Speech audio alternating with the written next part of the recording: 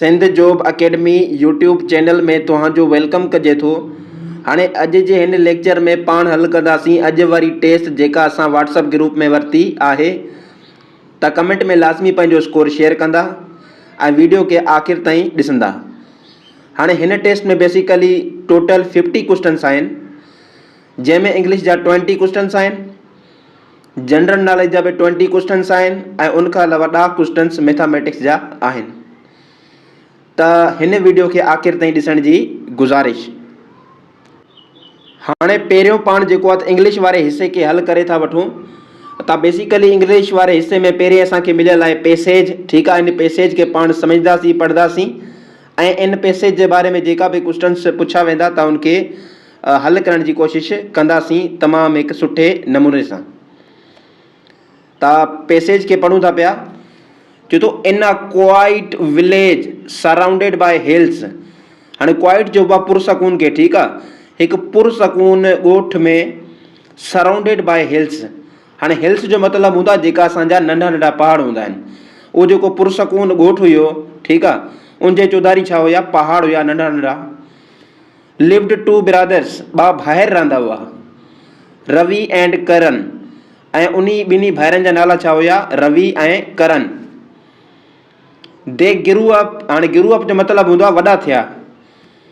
इन a small wooden house, wooden house चइबो आहे काठी जे घर के, यानी कि उहे वॾा थिया हिकु नंढड़े काठी वारे घर में। Sharing toys secrets and dreams, रांदीका राज ऐं ख्वाब वंडीदे। शेयर जो मतिलबु हूंदो आहे वंडणु, ठीकु आहे, शेयर करणु।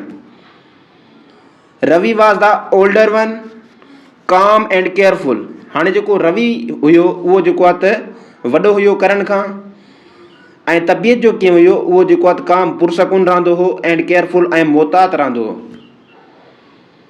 करण वॉज यंगर, करण जेको आहे त नंढो हुयो उमिरि में। यंगर जो मतिलबु हूंदो आहे नंढो ऐं एल्डर जो मतिलबु हूंदो आहे वॾो। Brave and full of energy, बहादुर ऐं तवानाई सां भरियल। वन डे, हिकु ॾींहुं, न्यूज़ केम डैट, इहा ख़बर आई, अ ग्रुप ऑफ बैंडिट्स। हाणे बैंडिट्स चइबो आहे लुटेरनि खे, या जेका फोरू हूंदा आहिनि। इहा ख़बर आई त हिकु लुटेरनि जो ग्रुप मजमूओ वर प्लानिंग, मनसूबो करे रहियो हो, टू अटैक द विलेज, ॻोठ ते हमिलो करण में। करण वांटेड टू फाइट, करण विढ़ण पए चाहियो, एंड प्रोटेक्ट एवरीवन, ऐं हर कंहिंजी हिफ़ाज़त करणु पए चाहियो। बट रवि सेड, पर रवि चयो, let's make a plan first, पहिरें सभ खां पहिरें मनसूबो ठाहियूं। वी मस्ट बी स्मार्ट, असांखे जेको आहे त स्मार्ट थियणु खपे, मोहतात होशियारु थियणु खपे। दे आर्ग्यूड, उन्हनि पाण में बहस कई। Karan did not want to wait, Karan जेको आहे त इंतज़ारु न करणु पए चाहियो। डाइट नाइट, उन्ही राति करण लेफ्ट विदाउट टेलिंग एनीवन, करण जेको आहे त पंहिंजो घर छॾे वियो बग़ैर कंहिंखे ॿुधाइण जे। ही लेफ्ट अ नोट, हू हिकु नोट छॾे वियो, यानी कि पर्ची ते कुझु लिखी वियो। I must act before it's too late, यानी कि देरि थियण खां बहितर आहे त मां सभ खां पहिरें कुझु कमु करे वठां। जेको फोरू या लुटेरा हुया, ठीकु आहे, उहो प्लानिंग करनि पिया ॻोठ ते हमले करण जी। त उन चयो त मां कोई एक्शन करां, ईअं न थिए जो लेट थी वञे ऐं उहे हमिलो करे ॾियनि। डेज़ पास्ड, ॾींहं गुज़रिया। पीपुल सेड, माण्हुनि चयो, करण joined a group of fighters in the forest. माण्हुनि इहो चयो त करण जेको आहे त जेके फाइटर्स, जेके विढ़ाका जंगल में आहिनि मौजूदु, करण जेको आहे उन्हनि में शामिलु थी चुको आहे। Ravi missed his brother, Ravi पंहिंजे भाउ खे जेको आहे यादि कंदो हो।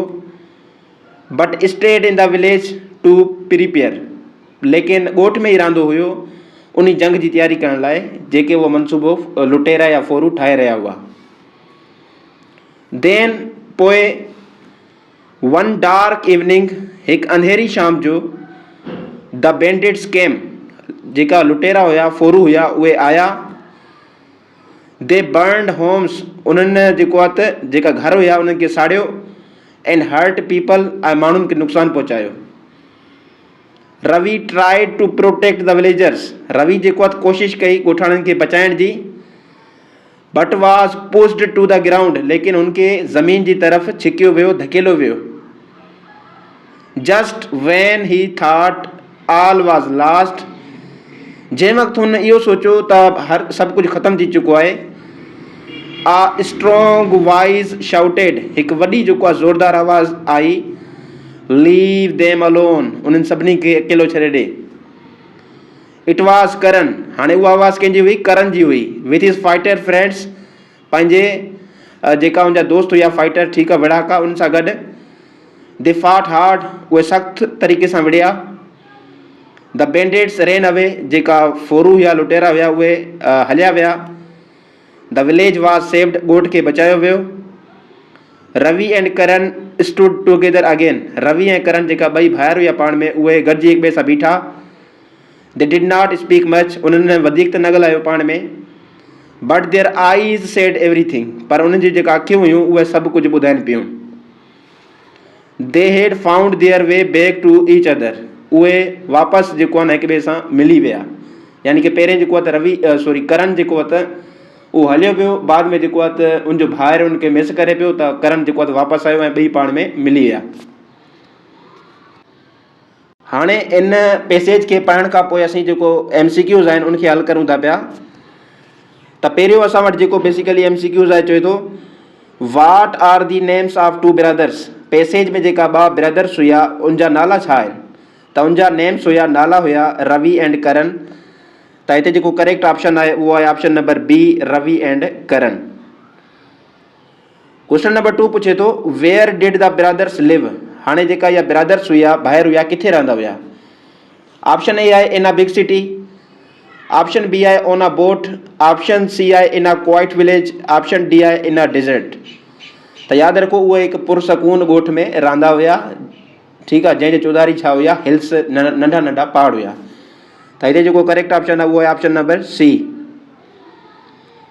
उनखां पोइ क्वेश्चन नंबर 3 आहे what kind of person was Ravi, Ravi जेको आहे कहिड़े नेचर जो, कहिड़े फितरत जो शख़्स हो?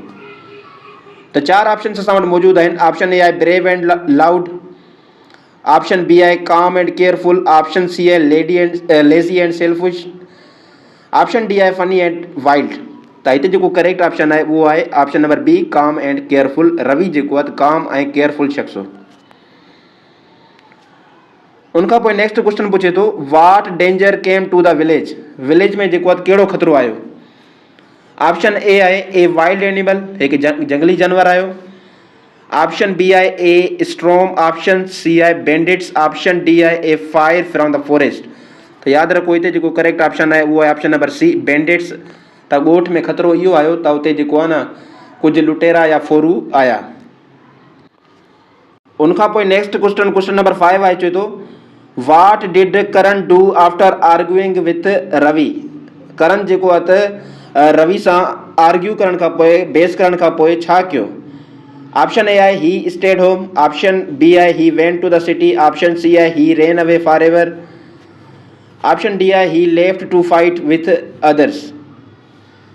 त हिते जेको करेक्ट आंसर आहे असांजो उहो आहे option number D, he left to fight with others, who जेको आहे त विढ़ण लाइ हलियो वियो।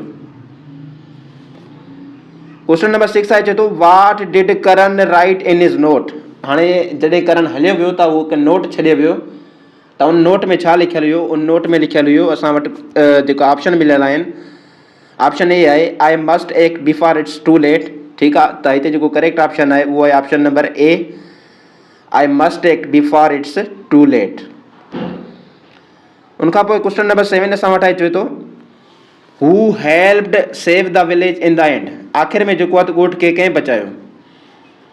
ऑप्शन ए आहे रवि अलोन, ऑप्शन बी आहे द पुलिस, ऑप्शन सी आहे करण एंड हिज फाइटर फ्रेंड्स, ऑप्शन डी आहे अ ग्रुप ऑफ विलेजर्स। त करेक्ट ऑप्शन आहे ऑप्शन नंबर सी, करण ऐं उनजा जेका फाइटर फ्रेंड्स हुआ उन्हनि जेको आहे त ॻोठ खे बचायो।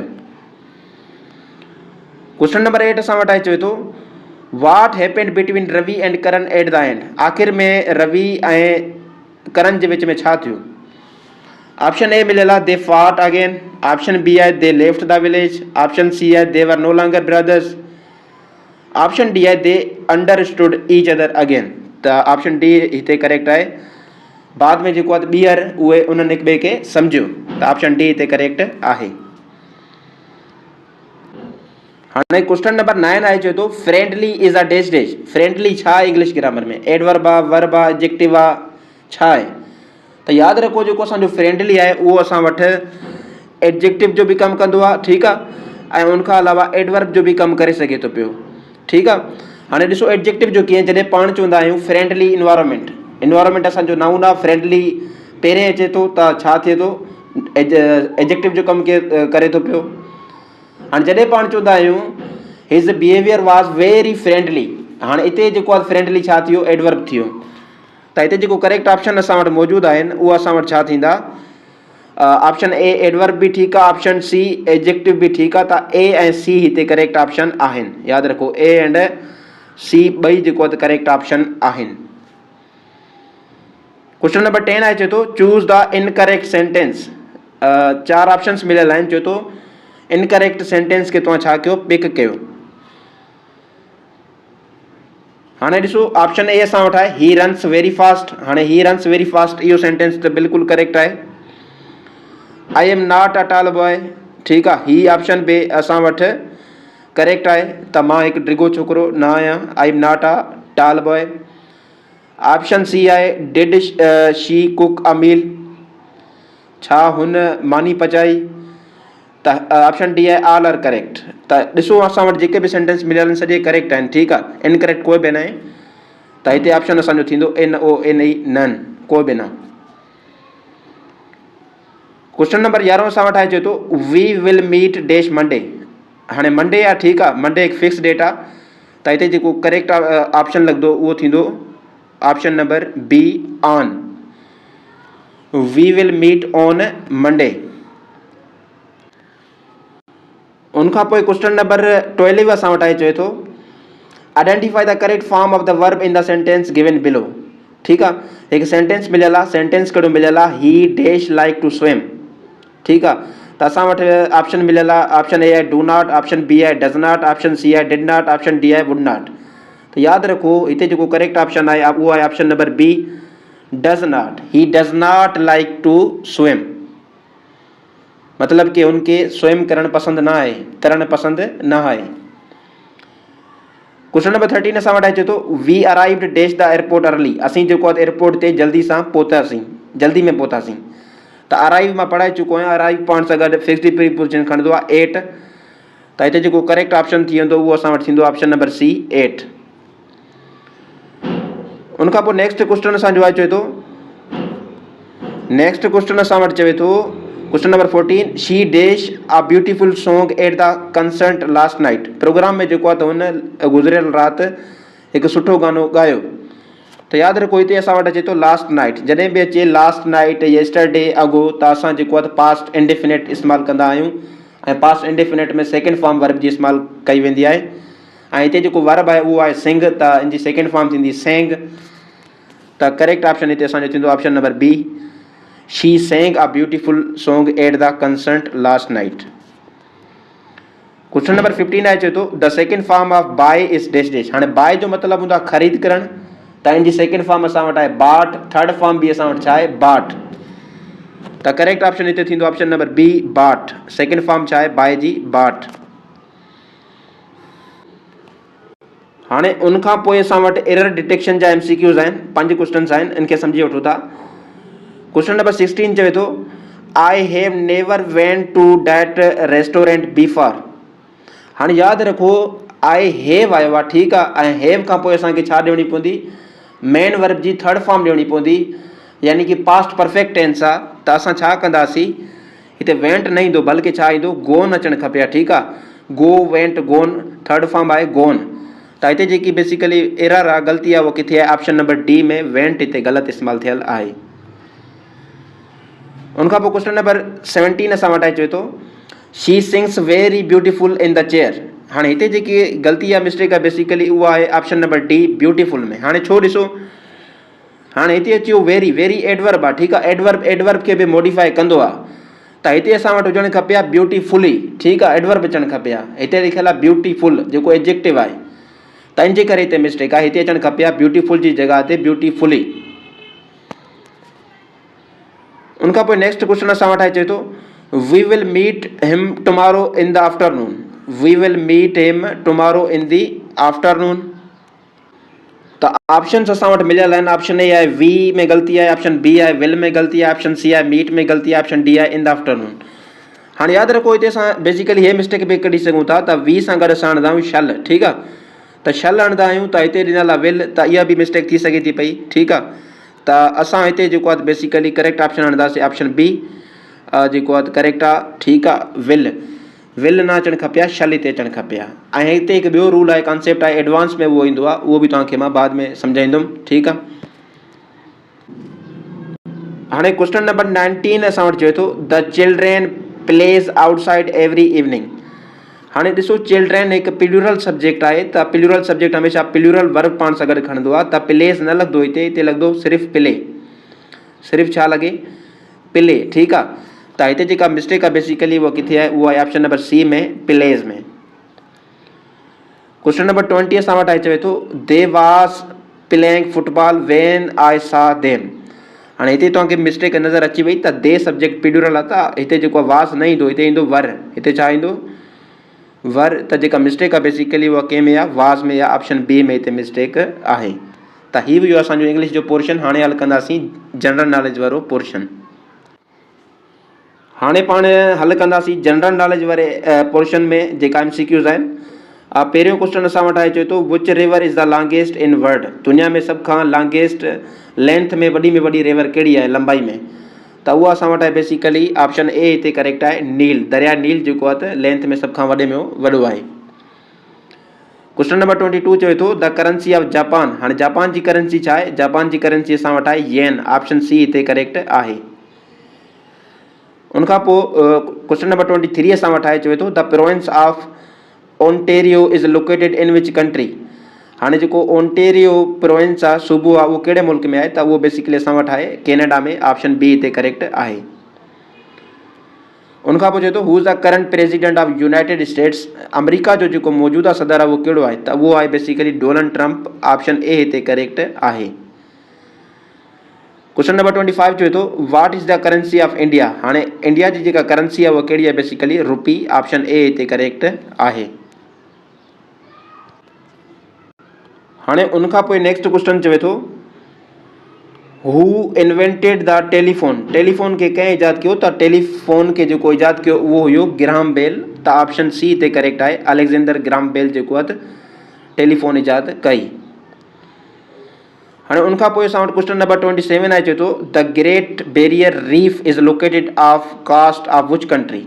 ठीकु आहे, त ग्रेट बैरियर रीफ जेको आहे किथे लोकेट आहे, कहिड़े मुल्क में आहे, त इहा आहे बेसिकली असां वटि ऑस्ट्रेलिया में, ऑप्शन बी हिते करेक्ट आहे।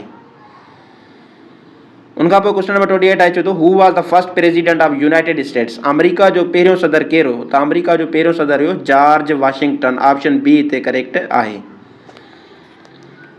क्वेश्चन नंबर 29 आहे, चवे थो which country is the source of river नील। हाणे जेका चए थो सुवाल खे सम्झो, जेको दरिया नील आहे उनजो सोर्स कहिड़ो आहे, किथां उहा शुरूआत में निकिरंदी आहे, त तक़रीबन उहा निकिरंदी आहे असां वटि इथोपिया खां। ठीकु आहे, 2/3 तक़रीबन बिलू जेको नील हूंदी आहे, ऑप्शन डी हिते करेक्ट आहे, इथोपिया सोर्स आहे, ठीकु आहे, नील रिवर जो। उनखां पोइ असां वटि जेको नेक्स्ट क्वेश्चन आहे, चवे थो क्वेश्चन नंबर 30 हू इन्वेंटेड एयरप्लेन। एयरप्लेन जेको आहे जहाज़ खे कंहिं ईजाद कयो, त बेसिकली ॿ ब्रदर्स हुआ ऑरविल राइट ऐं विल्बर राइट, त ऑप्शन ए हिते करेक्ट आहे। क्वेश्चन नंबर 31 आहे, चए थो what is the currency of Brazil. Brazil जी करेंसी कहिड़ी आहे, त ब्राज़ील जी करेंसी असां वटि आहे ऑप्शन नंबर बी रियल। ठीकु आहे, जंहिंखे तव्हां रील बि पढ़ी सघो था या रियल पढ़ो, तव्हांजी पंहिंजी मर्ज़ी आहे। क्वेश्चन नंबर 32 चए थो which river flows through Egypt. कहिड़ी जेका रिवर आहे जेका वहंदी आहे इजिप्ट मिस्र मां, त उहा असां वटि आहे बेसिकली नील, ऑप्शन बी हिते करेक्ट आहे। क्वेश्चन नंबर 33 असां वटि चए थो the currency of South Korea is dash dash. South Korea जी करेंसी कहिड़ी आहे, त साउथ कोरिया जी जेका करंसी आहे उहा आहे असां वटि वॉन, त ऑप्शन ए हिते करेक्ट आहे। उनखां पोइ क्वेश्चन नंबर असां वटि आहे 34 चवे थो हू invented the first practical steam engine. Steam engine खे कंहिं ईजाद कयो? त स्टीम इंजन खे बेसिकली ईजाद कयो जेम्स वाट, त ऑप्शन ए हिते करेक्ट आहे। क्वेश्चन नंबर 35 असां वटि आहे, चवे थो Sindh is located in which part of Pakistan. Sindh Pakistan जे कहिड़े हिसे में आहे? त इहो बेसिकली आहे साउथर्न हिसे में, ॾखिण वारे हिसे में, ॾखणे हिसे में, त ऑप्शन बी हिते करेक्ट आहे। क्वेश्चन नंबर 36 आहे, चए थो which river flows through the province of Sindh. Sindh में कहिड़ो दरिया वांदो आहे? त सिंध में हिन ऑप्शन्स मां जेको वांदो आहे उहो आहे असां वटि इंडस सिंधु दरिया, त ऑप्शन सी हिते करेक्ट आहे। हाणे उनखां पोइ नेक्स्ट क्वेश्चन असां वटि आहे, चए थो the famous Mohenjodaro archaeological site is located in which district of Sindh. कहिड़े सिंध जे ज़िले में आहे मोहनजोदड़ो? त उहो असां वटि आहे बेसिकली लाड़काना में, त ऑप्शन ए हिते करेक्ट आहे। क्वेश्चन नंबर 38 चए थो Sindh is known for which type of traditional folk song, folk music. Sindh में जेको आहे कहिड़ी मौसीक़ी ज़्यादा पसंदि कई वञे थी? हाणे बेसिकली हिनखे यादि रखो, हिनखे असां पढ़ंदासीं फोक, ठीकु आहे, फोल्क न पढ़ंदासीं, एल हिते ख़ामोश आहे। त सिंध में बेसिकली कहिड़ो मौसीक़ी आहे? उहा आहे सूफ़ी म्यूज़िक, ऑप्शन बी हिते करेक्ट आहे। उनखां पोइ नेक्स्ट क्वेश्चन असां वटि पुछे थो which famous historical figure was born in Sindh and is known for his contribution to the development of Sindhi literature। Sindhi literature में कंहिं ज़्यादा कमु कयो आहे? त बेसिकली उहो कयो आहे शाह अब्दुल लतीफ़ भिटाई, त ऑप्शन बी हिते करेक्ट आहे। क्वेश्चन नंबर 40 चए थो Sindh is bordered by which country to the west. ठीकु आहे, वेस्ट में जेको आहे त कहिड़ो मुल्क आहे जेको सिंध सां बॉर्डर थींदो आहे? त उहो आहे बेसिकली ईरान, ऑप्शन सी हिते करेक्ट आहे। हाणे उनखां पोइ पाण मैथमेटिक्स जा क्वेश्चन्स हल करे वठूं था पिया, तमामु इज़ी क्वेश्चन्स आहिनि, त इनखे गौर सां ॾिसो। क्वेश्चन नंबर 41 चए थो what is the value of x in the equation 2x + 5 = 13। त इनखे आराम सां हल करे वठूं था पिया। त बेसिकली इक्वेशन असांखे मिलियल आहे 2x + 5 = 13। त असां छा कंदासीं, जेको ही प्लस जो 5 आहे इहो हिन साइड खणी वेंदासीं, त छा जो थींदो? माइनस जो थींदो। त हीअ असां वटि इक्वेशन बणिजी वेंदी 2x = 13 - 5, 13 - 5। हाणे 2x सेम जो सेम रखो = हाणे 13 में जेकॾहिं असांजा 5 विया घणा बचा? 8। त हाणे असांखे एक्स जी वैल्यू फाइंड करणी आहे। एक्स सां गॾु ज़र्ब में 2 पियो आहे, त एक्स खे अलॻि कंदासीं त 2 हिन साइड हलियो वेंदो, त डिवाइड में अची वेंदो, ठीकु आहे। त हाणे असां वटि हिते मिटाए छॾूं था पिया, त x = 8/2, त 1 × 2 = 4 × 8। त एक्स जी वैल्यू छा आई असां वटि? एक्स जी वैल्यू असां वटि अची वई 4 जे बराबरि। त एक्स जी वैल्यू असां वटि छा अची वई? 4। हाणे ॾिसो ऑप्शन मौजूदु आहे, ऑप्शन बी हिते करेक्ट आहे। क्वेश्चन नंबर 42 ॾिसो, चए थो what is the fraction equivalent to 0.75। हाणे बेसिकली असांखे मिलियल आहे 0.75, 0.75। हाणे जेकॾहिं असां पॉइंट खे ख़तमु कयूं त पॉइंट खां बाद में ॾिसो तक़रीबन असां वटि 2 डिजिट आहिनि, ठीकु आहे। यानी कि असां छा कंदासीं, असां लिखंदासीं 75 / 100। हाणे ॾिसो खोड़ो हणो, 25 जो डायरेक्ट खोड़ो हणूं था, त 25 जो खोड़ो 100 ते 4 दफ़ा वेंदो आहे ऐं 75 ते 3 दफ़ा, त असां वटि जवाबु छा ईंदो? 3/4, 3/4 जेको आहे त असां वटि जवाबु अचे थो पियो। त हिते जेको करेक्ट आंसर आहे असांजो उहो आहे 3/4, ऑप्शन बी हिते करेक्ट आहे। हाणे उनखां पोइ क्वेश्चन नंबर 43 ॾिसो, चए थो what is the average of numbers. हाणे असांखे नंबर्स मिलियल आहिनि, इनजी असांखे छा ॻोल्हणी आहे? एवरेज, सरासरी। त एवरेज में असां छा कंदा आहियूं? जेका नंबर मिलियल हूंदा आहिनि उनखे पाण में प्लस कंदा आहियूं ऐं हेठि जेके बि क्वांटिटीज़ थियनि थियूं उन सां डिवाइड कंदासीं। हाणे ॾिसो हीअ असां वटि आहे बेसिकली 12। हाणे शॉर्टकट कयूं था पिया हिते, ठीकु आहे, छो जो हिते स्पेस घटि आहे। हाणे जेकॾहिं असां ॾिसूं 12 ऐं 14 घणा थिया? 12 ऐं 14 असांजा थिया 26। हाणे 26 ऐं 16 घणा थिया असांजा? 26 खे जेकॾहिं 16 सां प्लस कयूं त असांजो थींदो 42। हाणे जेकॾहिं 42 खे असां 18 सां छा कयूं? प्लस कयूं त असांजो जवाबु ईंदो 60। 60 खे जेकॾहिं 20 सां प्लस कयूं त जवाबु छा ईंदो? 80। त हीअ थियो 80। हाणे क्वांटिटीज़ घणियूं ॾिसो, 1 2 3 4 5, त हेठूं लिखंदासीं 5, त 1 5 50। हाणे जेको आहे त खोड़ो हणो 5 जो 80 ते, त तक़रीबन 1 5 50, असांजा जेको आहे त 3 हेॾे विया 6 पंजा 3 जवाबु अचे थो असांजो 16। त हिते जेको करेक्ट ऑप्शन आहे उहो असां वटि आहे ऑप्शन बी 16। उनखां पोइ क्वेश्चन नंबर 44 असां वटि आहे, चवे थो a shopkeeper sells a product for 180 rupees which cost him 120 rupees. हिकु दुकानदार आहे, उहो जेको आहे हिकु शइ ख़रीद करे थो 120 रुपयनि में ऐं उनखे विकिणे थो 180 रुपयनि में, तव्हां उनजो परसेंटेज प्रॉफिट मालूम कयो। त तमामु ईज़ी आहे। सभु खां पहिरियों असां छा कंदासीं, जेका असां वटि हाणे हिते फ़ाइदो थिए थो, ठीकु आहे, त असां छा कंदासीं, सेलिंग प्राइस मां कट कंदासीं कास्ट प्राइस। त छा कंदासीं 180 जेका सेलिंग प्राइस आहे माइनस कंदासीं कास्ट प्राइस 120, त असां वटि जेको प्रॉफिट ईंदो उहो घणो ईंदो, उहो ईंदो 60। ठीकु आहे, हाणे असीं मालूम कंदासीं प्रॉफिट परसेंटेज। हाणे प्रॉफिट परसेंटेज मालूम कंदासीं त छा कंदासीं, सभ खां पहिरियों मथे रखंदासीं असीं प्रॉफिट जेको असांखे फ़ाइदो थियो, त फ़ाइदो घणो थियो 60, ऐं हेठि रखंदासीं कास्ट प्राइस। कास्ट प्राइस घणी आहे 120, त हिते रखियासीं 120 ज़रब कंदासीं 100 सां। त ॾिसो असां वटि हे ॿुड़ी वई ऐं हे ॿुड़ी बि पाण में वई। हाणे असां वटि बचो 600 डिवाइडेड बाय 12। त असां ईअं कयूं था 1 ॿारो 12 5 ॿारो 60, त 5 ज़रब 10 कयूं त जवाबु घणो ईंदो असां वटि 50 ईंदो। त हिते जेको करेक्ट ऑप्शन आहे उहो थींदो ऑप्शन नंबर सी, 50% प्रॉफिट थियो। हाणे उनखां पोइ नेक्स्ट क्वेश्चन असां वटि आहे, चए थो which of the following is the solution to the equation 3y - 7 is equal to 2y + 5। त y जी वैल्यू असांखे हिते फाइंड करणी आहे। त ॾिसो असां छा कंदासीं, 3y हाणे जेको हिन साइड 2y पियो आहे इहो हिन साइड खणी ईंदासीं, 3y - 2y थींदो, 3y - 2y is equal two, हाणे जेको -7 पियो आहे हिन साइड हलियो वेंदो त छा थी वेंदो प्लस जो, त असां वटि छा थींदो 5 + 7।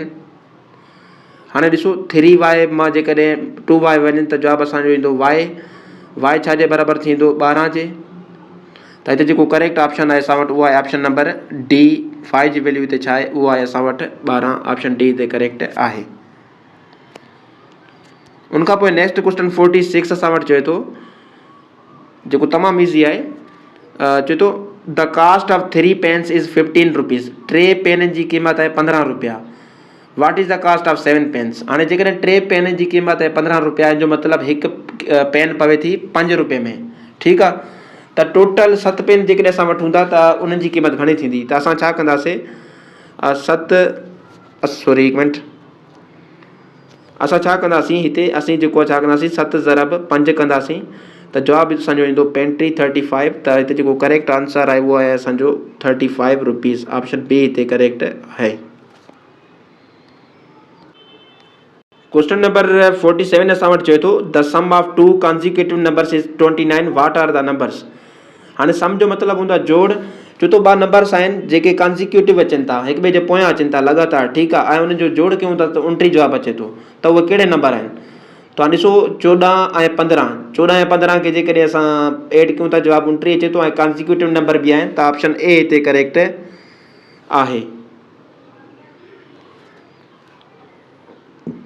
उनखां पोइ क्वेश्चन नंबर 48 असां वटि आहे, चवे थो if the sides of a square are 7 metre what is its area. असां वटि हिकु स्क्वायर आहे जंहिंजी मतिलबु हिकु साइड जी आहे 7 मीटर, त एरिया छा हूंदो, त एरिया असां छा कंदासीं इन जो कढण लाइ साइड ज़रब साइड कंदासीं, ठीकु आहे। हाणे यादि रखो स्क्वायर जी साइड्स बराबरि हूंदियूं, त असां छा कंदासीं साइड ज़रब साइड। हाणे हिकु साइड घणी मिलियल आहे 7 ज़रब ॿी साइड घणी मिलियल आहे, ॿी साइड बि छा हूंदी 7, त जवाबु छा थींदो 49 centimetre square.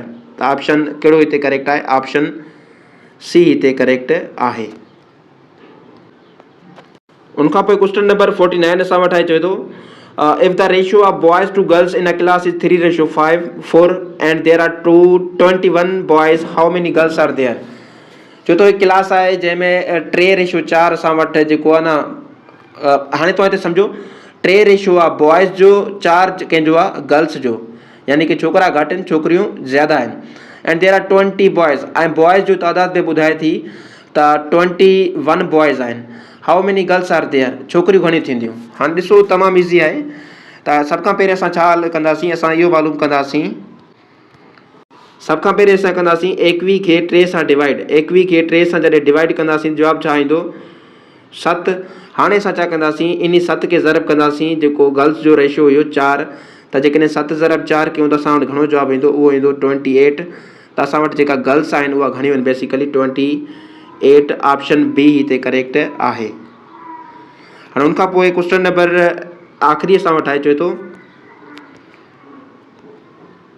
Solve for x in equation. हाणे एक्स जी वैल्यू मालूम करणी आहे त हिनखे हल कयूं था पिया, तमामु ईज़ी आहे। हाणे ॾिसो 4 पोइ मिलियल असांखे small bracket is equal to 20। हाणे असां छा कंदासीं, हे जेको 4 आहे इहो ज़रब में आहे एक्स सां बि -2 सां बि। त 4 खे एक्स सां ज़रब कयूं त जवाबु ईंदो 4x माइनस 4 खे 2 सां ज़रब कयूं था 8 इज़ इक्वल टू 20। हाणे असां छा कंदासीं, हीउ जेको माइनस जो 8 आहे इनसाइड खणी वेंदासीं, प्लस जो थी वेंदो, त हीउ छा थींदो 4x इज़ इक्वल टू 20। हाणे मां लिखी छॾियां थो पियो, ठीकु आहे, प्लस जो थी वेंदो डायरेक्ट 28 थी वियो। हाणे एक्स जी वैल्यू मालूम करणी आहे त 4 इनसाइड छा थी वेंदो, डिवाइड थी वेंदो 28 डिवाइडेड बाय 4। 1 चौंक 7 चौंक 28। त ऑप्शन हिते छा ईंदो असांजो 7 करेक्ट आहे। ऑप्शन डी हिते करेक्ट आहे।